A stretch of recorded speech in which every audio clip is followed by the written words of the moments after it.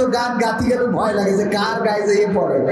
কাউকে এখন ধরবে হাতে, কাউকে ধরবে পাই, বুড়ো চাচার বলবে ডেকে তুমি আমার ভাই, পকেট থেকে বের করিয়া দিবে টাকার নোট, বলবে আমি জনদরদি দিও আমায় ভোট। এসব শুনে কলিম চাচা, এসব শুনে কলিম চাচা অনেকখানি রেগেছে, রেগেছে, রেগেছে। কারণ কি? কারণ বলো, কলিম চাচা অনেক কষ্টে গেছিল ভোট দেওয়ার জন্য। তো দেওয়ার যাওয়ার পরে ওখানে গেলি, গেটের কাছে পৌঁছলি, বলছে চাচা কষ্ট করে আসার কি দরকার? বলছে কেন? বলছে তোমার তো তেজ মারা শেষ। তা বলছে তাহলে একটু হাতে একটু কালি মাখাই দাও, না হলে আমার বৌমা ধরবে না। বৌমা জিজ্ঞেস করবেন যে কি হয়েছে, একটু কালি মাখাই দাও। তো কালি মাখাই দিয়েছে। যখন চলে যাচ্ছে বলছে চাচা চাষির জন্য আবার পাঠাই দিয়েন না। বলছে কেন? বলছে ওটাও শেষ। তারপর তোমার চাষি ভোটও দিয়েছে? তা বলছে হ্যাঁ দিয়েছে। তা বলছে দেখো কত বড় নিয়ম খারাপ। আল্লাহ ওর সাথে আমি সংসার করেছি, আল্লাহ আল্লাহ খবরে দেখা যাবে আবু জ্বালাই দাও আল্লাহ। তা বলছে কেন এই বদবা করতেছে? বলছে দেখো 12 বছর হইলে মরে গেছে, ওই সে ভোটটা দিয়ে গেছে, আমার সাথে দেখা হয়ে যাবে না? আমার সাথে দেখা না করি চলে গেল, কত বড় নিয়ম খারাপ। তো এই জন্যই ওই চাচা কি করে কে যদি খেপে বোঝা গেল। তো নির্বাচনের গরম হাওয়া লেগেছে, পড়বে নামাজ উজু ছাড়া কেমন ইমানদার, জানে না কোনটা কিসের নামাজ কোনটা জানাজা, দিবে সালাম পথে ঘাটে দেখলে কোন লোক, মুসলিম কিংবা হিন্দু বৌদ্ধ খ্রিস্টান হয় হো। বসন্তেরই কোকিল ওরা, বসন্তেরই কোকিল ওরা এমন সাজে সেজেছে, সেজেছে। নির্বাচনের গরম হাওয়া লেগেছে, লেগেছে, নির্বাচনের গরম হাওয়া লেগেছে। করবে নেতা জনসভা, বলবে কত কথা। মুসা আলাইহিস সালামের ঘটনাটা শুনি নাই, আজকে শুক্রবার আপনি একটু বয়ান করবেন। আমার হুজুর বয়ান করলেন শুক্রবারে মুসা আলাইহিস সালামকে নিয়ে। বয়ান করার পরে নামাজ শেষে সভাপতি সাহেব হুজুরে ডাক দিয়ে, হুজুর এদিকে আসেন, আমি আপনাকে বললাম কি আর আপনি করলেন কি? কি বললেন আর কি করলাম? বললাম মুসা আলাইহিস সালামের জীবন নিয়ে আলোচনা করবেন, আর আপনি কেন ফেরাউনের জীবন নিয়ে পড়েছিলেন? কথা কি বুঝা গেছে? হুজুর বলছে দেখেন, মুসা আলাইহিস সালামের কথা বলতে গেলে ফেরাউনের কথা তো অটোমেটিক চলে আসে, ঠিক না বেঠে? অটোমেটিক আসে, কারণ ফেরাউন তাকে বাদ দিয়ে মুসা আলাইহিস সালামের জীবন নাই। কয় অসুবিধা নাই, ফেরাউনের কথা বলবেন, তাতে তো দুঃখ ছিল না। কিন্তু যখন ফেরাউনের কথা বলছিলেন তখন দেখছিলাম আপনি আমার দিকে তাকাচ্ছেন, কারণটা কি? আসলে ওর মনের মধ্যে কি? মনের মধ্যে শয়তানি আছে না নাই? মনের মধ্যে যাদের শয়তানি, তারা মনে করে আমাকে ইন্ডিকেট করে বলা হচ্ছে, আমাকে টার্গেট করে বলা হচ্ছে। আসলে কথা সেটা না। কয়দিন আগে এক মাহফিলে আলোচনা করলাম সূরা তাহা, পবিত্র কোরআনের 20 নম্বর সূরার 55 নম্বর আয়াত, মিনহা খলাকনাকুম ওয়া ফিহা নুঈদুকুম ওয়া মিনহা নুখরিজুকুম তারাতান উখরা। এই আয়াতটা আমরা কোথায় পড়ি? যখন কবরে কাউকে নামাই তখন পড়ি। আসলে কি কবরে কাউকে নামানোর জন্য এই আয়াতটা নাজিল হয়েছে? না না, এই আয়াত নাজিল হয়েছে কার জন্য? এই আয়াত নাজিল হয়েছে এমন একজনের জন্য। আমার মেম্বার সাহেব আছেন, উনি মেম্বারের চেয়ারটা নিতে চায় না, চায় না। আমার চেয়ারম্যান, উপজেলা ইউনিয়ন চেয়ারম্যান, যিনি চেয়ারম্যানের চেয়ারটা, কাউন্সিলের চেয়ারটা নিতে চায় না, চায় না। উপজেলার চেয়ারম্যান উপজেলার চেয়ারটা নিতে চায়, একজন এমপি একটি আসনের চেয়ার নিতে চায়, একজন মন্ত্রী মন্ত্রিত্বের চেয়ারটা দখল করতে চায়, প্রধানমন্ত্রী দেশের চেয়ারটা নিতে চায়, আর আমেরিকার বাইডেন সে আমেরিকা মহাদেশের চেয়ারটা নিতে চায়। এমনি ভাবে এক একজন এক এক চেয়ার দখল করতে চায়। কিন্তু ফেরাউন ছিল এমন একজন, যিনি পৃথিবীর সব চেয়ার বাদ দিয়ে আল্লাহর চেয়ারটা ধরে টান দিয়েছিলেন। বলেন নাউজুবিল্লাহ, ঠিক না বেঠে? বললো আমি আল্লাহ, আমাকে রব হিসাবে মেনে নাও। নাউজুবিল্লাহ। এই ফেরাউনের ব্যাপারে আল্লাহ রাব্বুল আলামিন মুসা আলাইহিস সালামকে পাঠালেন, যাও তাকে সাবধান করো, সচেতন করো, তাকে বুঝাও। সে বাউন্ডারি ক্রস করে ভারতের মধ্যে চলে গেছে, বাউন্ডারি ক্রস করে তার শিগগিরই বর্ডারের মধ্যে আসতে কও, তা না হলে তার কাটার মধ্যে ফেলে নির্যাতভাবে ঝুলাই রেখেছিল। কয়েকদিন আগে বেনাপোল বর্ডারে আমাদের একজন বিডিআরকে, আমাদের একজন বিজিবি সদস্যকে গুলি করে মারা হয়েছে না হয় নাই? বর্ডার ক্রস করা যাবে নাকি? না, যাবে না। সুতরাং সে বর্ডার ক্রস করেছে, তার সাবধান করো। মুসা আলাইহিস সালাম বললেন, ওগো আল্লাহ, কি করে সাবধান করব? বলল, তুমি তোমার মুজিজা দেখাবা। কি মুজিজা দেখাবো আল্লাহ? তোমার হাত বগলের নিচে দিবা, আগুন জ্বলবে, আর তারপরে যদি না মানে তাইলে হাতের লাঠি ছেড়ে দিবা, সাপ হয়ে যাবে। এরপরেও যদি না মানে তাইলে তার সুন্দর করে মেন্টালি বোঝানোর চেষ্টা করবা। সেটা কি বলবো? আল্লাহ বললেন, বলবা মিনহা খলাকনাকুম ওয়া ফিহা নুঈদুকুম ওয়া মিনহা নুখরিজুকুম তারাতান উখরা। ওরে আল্লাহ, ওরে মুসা, তুমি ফেরাউনকে বুঝাবা, ওগো ফেরাউন, এই মাটি থেকে তোমাকে সৃষ্টি করা হয়েছে। অসুবিধা নেই, বাড়ি কলার সাক্ষী রায়, অসুবিধা নেই। এই মুসলমান যে, ও তো আমার ডাইরেক্ট জাত ভাই, ও তো খাবে। আর খ্রিস্টান যে, সে তো ঈসা আলাইহিস সালামের মানে, আমরা মানে, ও খাবে। কিন্তু এই শালা হিন্দু খাবে কেন? তোমরা দুজন বলছো তাই তো, কথা তো ঠিক। তাহলে কি একটু কোয়াশন দেবো? তাহলে দাও। আট ভেঙে নিয়ে আসছে মতো পিঠে আলুর পরে টান টানকে ঠিক দিয়েছে। দিয়ে আব্দুর রহমানের বলছে, আব্দুর রহমান ভাই, তুমি তো আমার ভাই, শুধু ভাই না, ভাইরা ভাই ডাইরে, তুমি খাবা, মন যত চাই খাবা, দরকার আমি বাড়ি ভোজন নিয়ে যাবা। কিন্তু এই খ্রিস্টান, এ খাবে না। তা বলছে, তা ভাইরা ভাই, কথা তো সত্য। তা বলছে, তাহলে এর একটু কুপান দিই। তা বলছে, দেওয়া অসুবিধা নেই। ওরও টান টেনে করিয়ে তা আলুর পরে ফেলাই দিয়েছে। তোর পরে বলছে, আব্দুর রহমান সাহেব, সাতক্ষীরায় বাড়ি না, কামু করার জায়গা খুঁজে পাও না। এইবার তুমি একা, আমিও একা। এইবার তোর তো ডাইরেক্ট হাতের কবজির থেকে কোথাকার মুসলমান, তুই না বলি আমার খেতে তাক খালি মানে ওরও টানটানি করে তিনটে যখন এক জায়গায় দলাকে থিয়েছে, তখন তিনজনে বলা পাচ্ছে, প্রথমেই যদি আমরা ধর্মের ভাগাভাগি না করে এক কলারও আবাসী, এই শপথে যদি এক থাকতাম, তাহলে মেম্বারের তো ডাইরেক্ট হাসপাতালে না, ডাইরেক্ট পাতালে পাঠাই দিতাম। ঠিক না বেঠে? সুতরাং মুসলমান ঐক্যবদ্ধ না থাকার কারণে বাতিলেরা জেগে বসেছে। আজকে প্রতিবাদ করার সুযোগ তো নাই, প্রতিরোধ করা তো আরো পরের কথা। মাথার উপরে হুতুম বেচারা ডাকা শুরু করে দিয়েছে, বলেন ঠিক না? এই জন্য দল মত নির্বিশেষে, কে আওয়ামী লীগ, কে বিএনপি, কে জামাত, কে জাসদ, কে বাসদ, কে হেফাজত, সব ভুলে যে এক আল্লাহর কোরআনকে আঁকড়ে ধরে আল্লাহ ও তার রাসূলের পথে চলার জন্য উদ্দীপ্ত আছেন। কারা কারা দুটি হাত দেখতে চায়?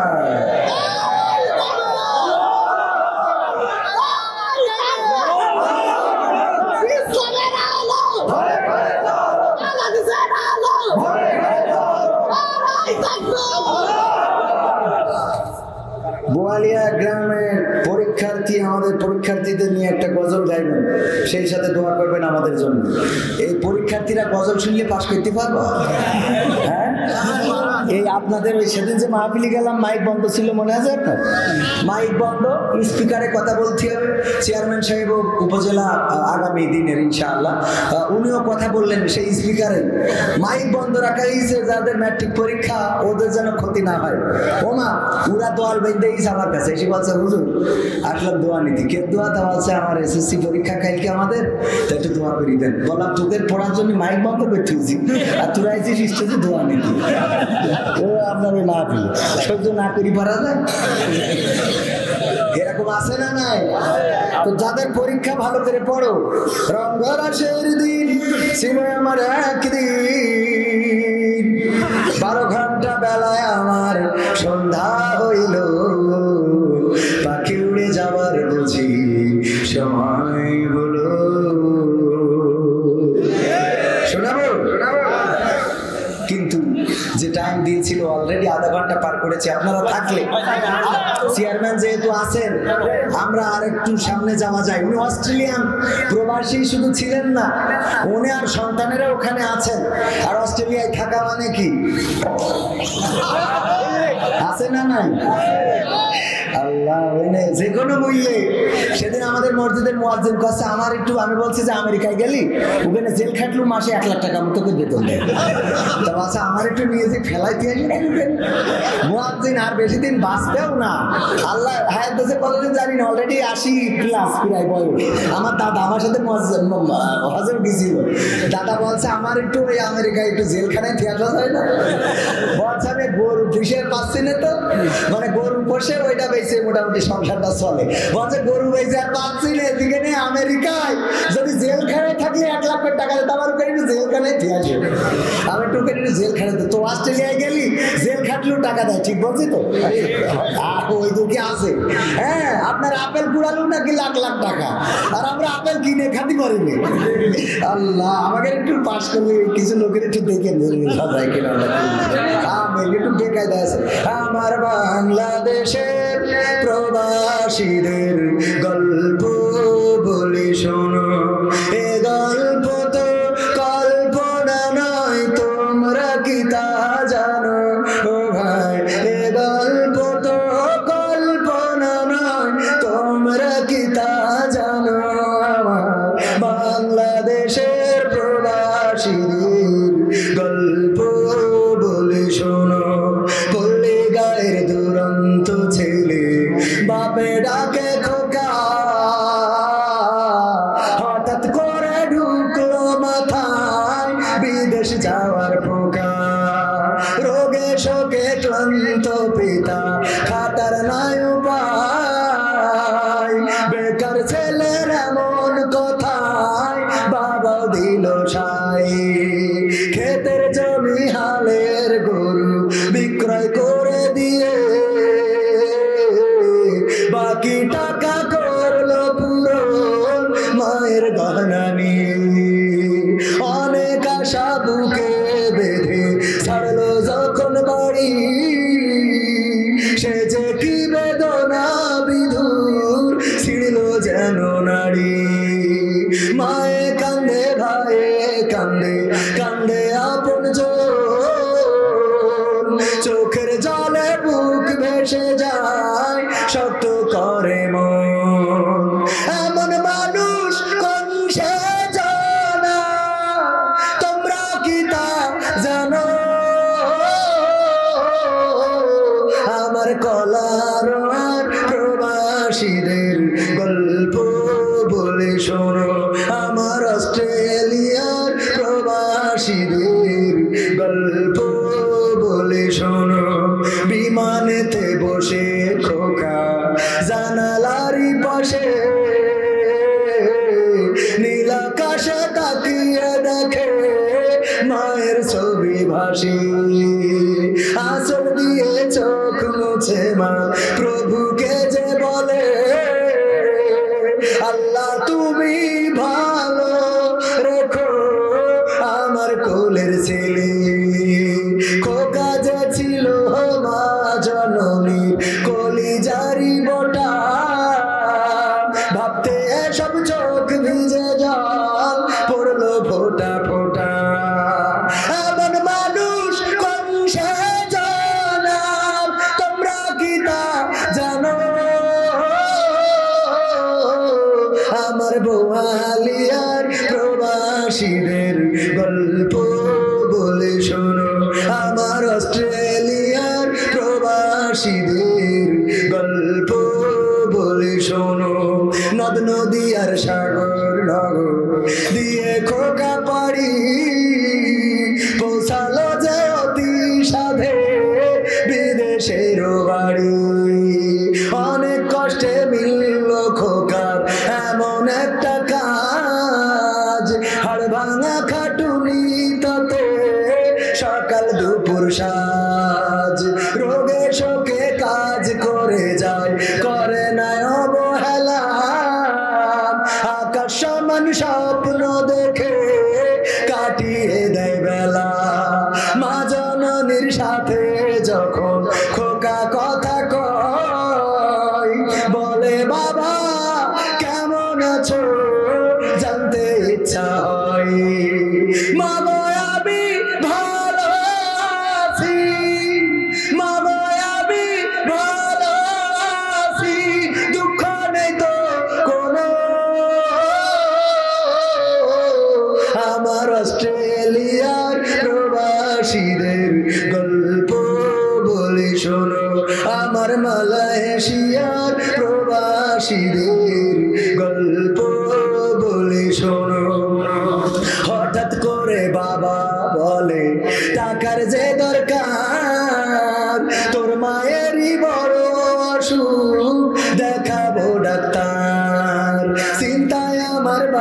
আছে আবার তোর বোনেরই নিয়ে দিনে দিনে হচ্ছে বড় দিতে হবে বিয়ে তোর ভাইয়েরই লেখা পড়ার খরচ বেড়ে গেছে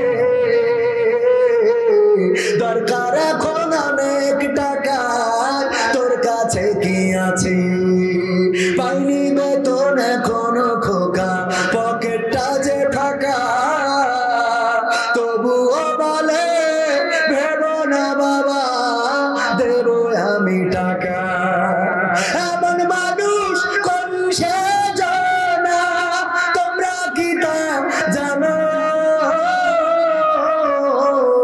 আমার অস্ট্রেলিয়ার প্রবাসীদের গল্প বলে শোনো আমার কলার প্রবাসীদের গল্প বলে শোনো দিন মাস গুনে খোকা এখন পোষালো বছরে করতে হয় কাজ এখন যে তার 10 তলার উপরে হঠাৎ করে কি হতে কি যেন হয়ে গেল 10 তলারই উপর থেকে খোকা পড়ে গেল আকাশ সমান স্বপ্নগুলো আকাশে গেল উড়ে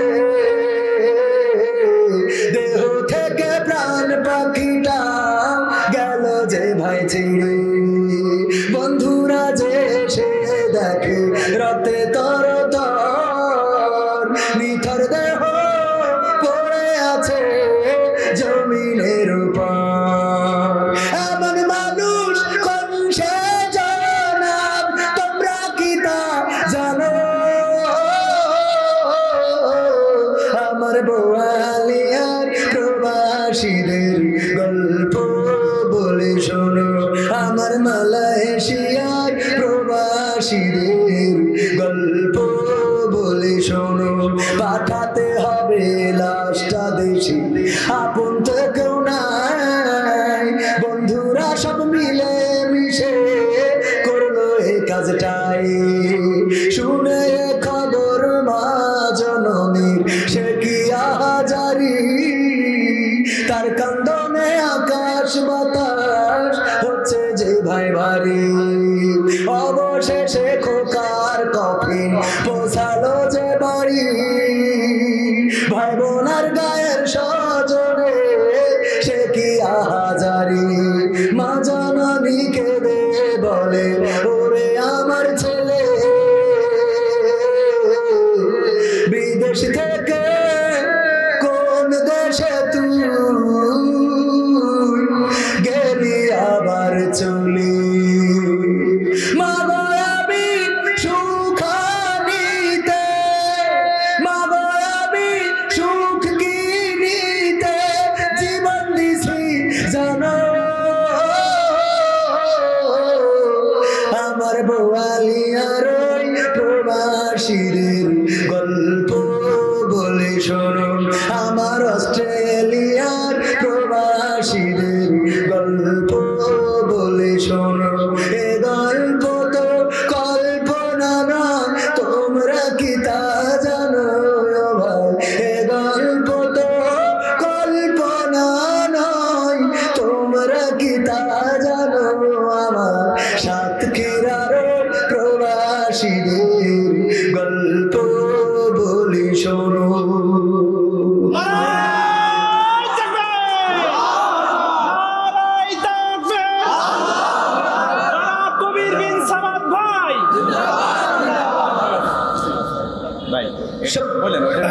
সম্মানিত ভাইরা আমি তো এখন চিরকুট পড়তে গেলে ভয় কারণ কোন চিরকুটে কি লিখে থিয়েছে বলা কষ্ট হ্যাঁ দেখে দিচ্ছেন যাক আলহামদুলিল্লাহ হুজুর আমরা এক ওয়াজের ভিডিওতে দেখলাম আপনার মাহফিলে একজন মহিলা স্টেজে উঠেছেন আসল ঘটনাটা কি জানতে চাই মহিলা আমার বিয়ে করার জন্য উঠেছিল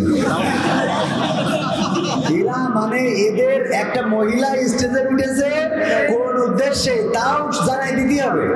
কে মহিলা উঠলেই কি বিয়ে করার জন্য ওঠে? সিরাজগঞ্জে মাহফিলে গেলাম উল্লাপাড়ায়, ওখানে উঠার পরে বলতেছে হুজুর অতিথি দাঁড়িয়ে আছেন, একজন ভাই চেয়ারম্যান পদে নির্বাচন করবেন, আমাদের একজন বোন, উনি মাহফিলে 3000 টাকা দিয়েছেন, উনি একটু দোয়া নেবেন। তো এই জন্য উনি দোয়া নেওয়ার জন্য স্টেজে উঠেছিল, কারণ আমার দোয়ায় অনেক সময় ভালো ভালো কাজও হয়েছে। এই যে আপনাদের পানপুরি আছে না এখানে, রিপন পানপুরি, ওর দোয়া করে দিয়েছিলাম বিয়ের জন্য, আল্লাহ তার বিয়ের ব্যবস্থা করে দিয়েছে। অবশ্যই 2 মাস পরে বিয়ে ভেঙে গেছে, কিন্তু বিয়ে তো হয়েছে, একদম যে কাজ হয়নি তা তো না। তো এই জন্যই দোয়া নেওয়ার জন্য আসলে উঠেছিল, আর এখন তো দোয়া নেওয়ার সময়, ঠিক না বে ঠিক? নির্বাচনের গরম হাওয়া লেগেছে লেগেছে, নির্বাচনের গরম হাওয়া লেগেছে, শার্টকোট সব রেখে ঘরে পাঞ্জাবি আর টুপি পরে ভোটের তরে রাস্তায় কেউ নেমেছে নেমেছে, নির্বাচনের গরম হাওয়া লেগেছে। কাউকে এখন ধরবে হাতে, কাউকে ধরবে পাই, বুড়ো চাচার বলবে ডেকে তুমি আমার ভাই, পকেট থেকে বের করিয়া দিবে টাকার নোট, বলবে আমি জনদরদি দিও আমায় ভুল। ঠিক না বেঠে? এই কথাগুলো তারা বলবে যাদের জনগণের সাথে সম্পর্ক নেই।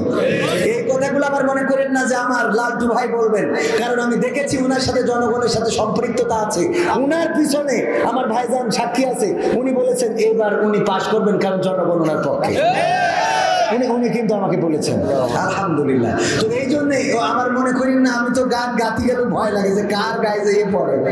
কাউকে এখন ধরবে হাতে, কাউকে ধরবে পাই, বুড়ো চাচার বলবে ডেকে তুমি আমার ভাই, পকেট থেকে বের করিয়া দিবে টাকার নোট, বলবে আমি জনদরদি দিও আমায় ভুল। এসব শুনে কলিম চাচা, এসব শুনে কলিম চাচা অনেকখানি রেগেছে রেগেছে রেগেছে। কারণ কি? কারণ বলো, কলিম চাচা অনেক কষ্টে গেছিল ভোট দেওয়ার জন্য। তো দেওয়ার যাওয়ার পরে ওখানে গেলি, গেটের কাছে পৌঁছলি, বলছে চাচা কষ্ট করে আসার কি দরকার? বলছে কেন? বলছে তোমার তো তেজ মারা শেষ। তা বলছে তাহলে একটু হাতে একটু কালি মাখাই দাও, না হলে আমার বৌমা ধরবে না। বৌমা জিজ্ঞেস করবেন যে কি হয়েছে, একটু কালি মাখাই দাও। তো কালি মাখাই দিয়েছে, যখন চলে যাচ্ছে বলছে চাচা চাষির জন্য আবার পাঠাই দিয়েন না। বলছে কেন? বলছে ওটাও শেষ। তারপর তোমার চাষি ভোটও দিয়েছে? তা বলছে হ্যাঁ দিয়েছে। তা বলছে দেখো কত বড় নিয়ম খারাপ, আল্লাহ ওর সাথে আমি সংসার করেছি, আল্লাহ আল্লাহ খবরে দেখা যাবে আবু জ্বালাই দাও আল্লাহ। তা বলছে কেন এই বদয়া করতেছে? বলছে দেখো 12 বছর হইলে মরে গেছে, ওই সে ভোটটা দিয়ে গেছে, আমার সাথে দেখা হয়ে যাবে না, আমার সাথে দেখা না করি চলে গেল, কত বড় নেব খারাপ। তো এই জন্যই ওই চাচা কি করে কে যদি খেতে বোঝা গেল। তো নির্বাচনের গরম হাওয়া লেগেছে, পড়বে নামাজ উজু ছাড়া কেমন ইমানদার, জানে না কোনটা কিসের নামাজ কোনটা জানাজা, দিবে সালাম পথে ঘাটে দেখলে কোন লোক, মুসলিম কিংবা হিন্দু বৌদ্ধ খ্রিস্টান হয় হো, বসন্তেরই কোকিল ওরা, বসন্তেরই কোকিল ওরা এমন সাজে সেজেছে সেজেছে, নির্বাচনের গরম হাওয়া লেগেছে লেগেছে, নির্বাচনের গরম হাওয়া লেগেছে, করবে নেতা জনসভা বলবে কত কথা, পাশ করিয়া মুছে দেবে গরিব দুঃখীর ব্যথা, কাঁচা রাস্তা করে দেবে পিসেরও ঢালাই, ঘরে ঘরে বিদ্যুৎ দেবে লোডশেডিং নাই। এমন অনেক কথা বলার মতো নেতা আছে না নাই? তারপরে পাশ করার পরে আর খুঁজে পাওয়া যায় এমন নেতা আমরা চাই না। এমন নেতা আমরা চাইবো যেই নেতা ভোটের আগেও থাকবে, ভোটের পরেও থাকবে, পাস করলেও থাকবে, ফেল করলেও থাকবে, জনগণের সাথে থাকবে, জনগণের পাশে থাকবে, সে যে দলের হোক না কেন। প্রকৃত অর্থের এমন নেতাদের আমরা চাই না চাই না।